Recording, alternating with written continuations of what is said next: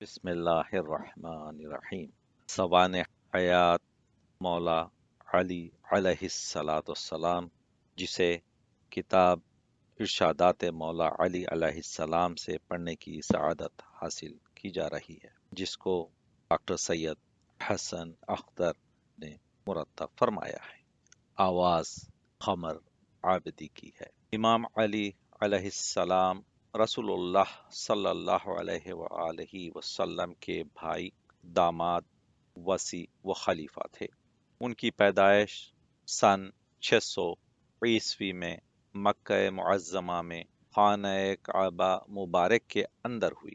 ان کے والد کا نام ابو طالب تھا، جو کہ معزز قبیلہ ہاشمی کے سردار اور محمد صلی اللہ علیہ وآلہ وسلم کے چچا تھے۔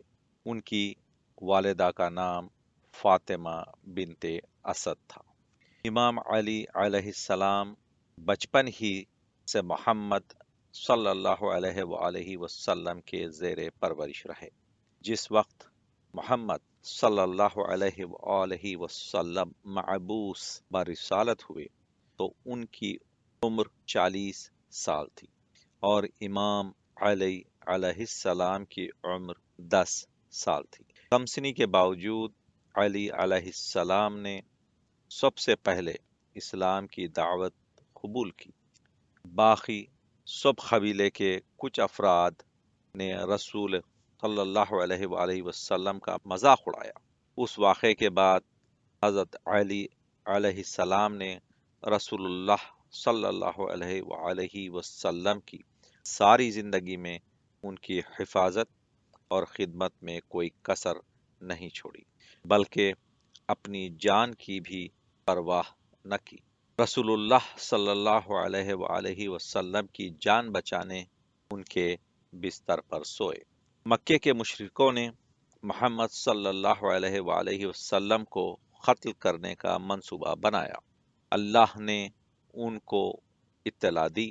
رسول اللہ نے حضرت علی علیہ السلام سے پوچھا کہ وہ ان کے بستر پر سونا پسند کریں گے، تاکہ رسول صلی اللہ علیہ وآلہ وسلم راتوں رات مکے سے نکل کر مدینے کا سفر کریں۔ حضرت علی علیہ السلام نے اپنی جان کا خیال نہیں کیا اور رسول اللہ کی جان بچانے کی خاطر ان کے بستر پر سوئے۔ مدینے میں رسول اللہ صلی اللہ علیہ وآلہ وسلم کا قیام اور مشرکوں سے جنگیں۔ مشرکوں نے مسلمانوں پر کئی حملے کیے تاکہ اسلام کو صفحہ ہستی سے مٹا دیں۔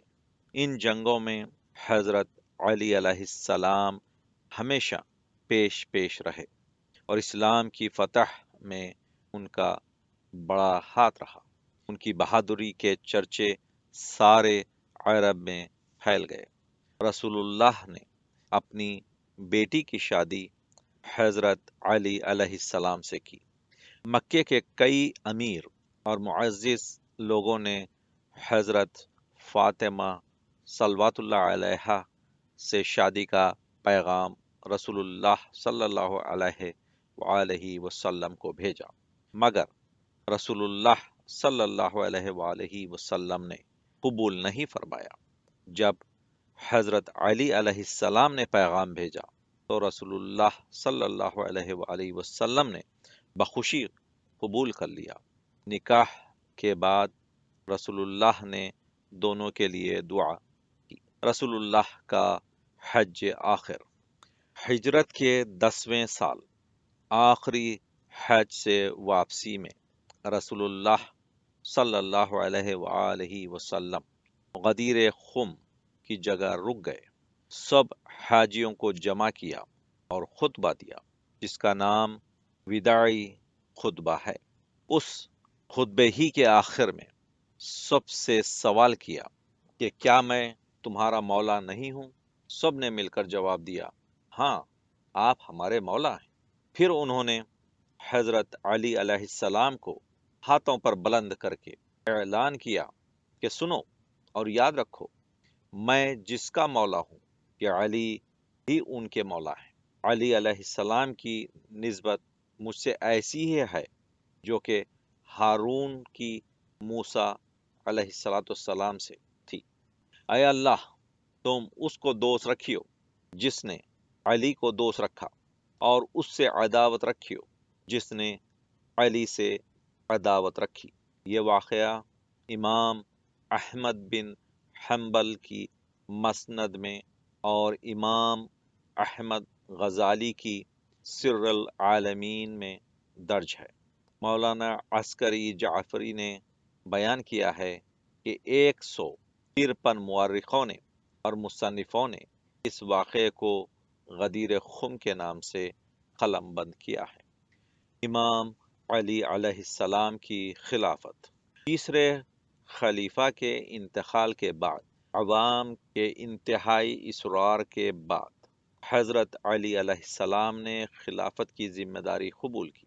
انہوں نے سب سے پہلا اقدام یہ کیا کہ گزشتہ حکومت کے بدعنوان اور فاسد گورنروں کو برطرف کر دیا۔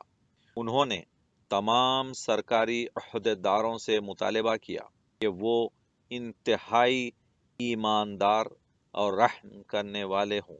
انہوں نے بذات خود انتہائی سادہ زندگی بسر کی۔ ایک گورنر مالک اشتر کے نام جو خط میں تفصیلی ہدایتیں لکھی ہیں، وہ اپنی مثال آپ ہیں۔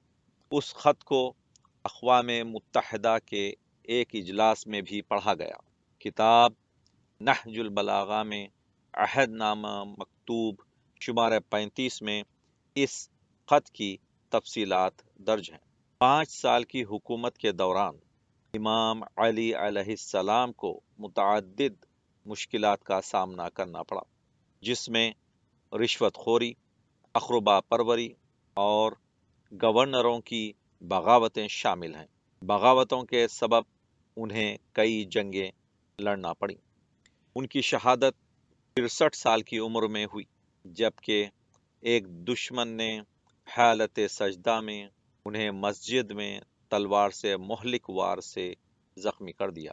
زخمی ہونے پر ان کے منہ سے یہ الفاظ نکلے، رب کعبہ کی قسم، میں کامیاب ہو گیا۔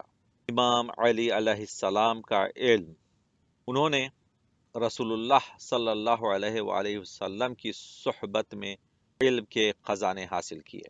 جن علموں پر امام علی علیہ السلام کو عبور تھا، ان میں بیالوجی، طب، فلکیات، آسمانوں کی تخلیق کا علم، نہج البلاغہ کا خطبہ نمبر 1، فلسفہ، اسلامی قانون اور فقہ، ریاضیات، فصاحت و بلاغت اور بہت کچھ ہے۔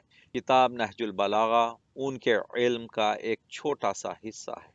امام علی علیہ السلام کی تعلیم اور نصیحتیں صرف مسلمانوں کے لیے نہیں ہیں، بلکہ وہ تمام انسانوں کے لیے روشن ہدایت ہیں۔